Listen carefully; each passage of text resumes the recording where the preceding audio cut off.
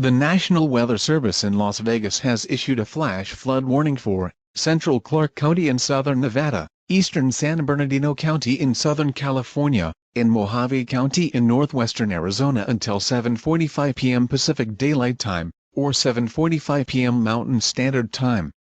At 2:40 p.m. Pacific Daylight Time, or 2:40 p.m. Mountain Standard Time, National Weather Service Doppler radar detected heavy rain near Primm, Nevada and is heading north at 35 miles per hour.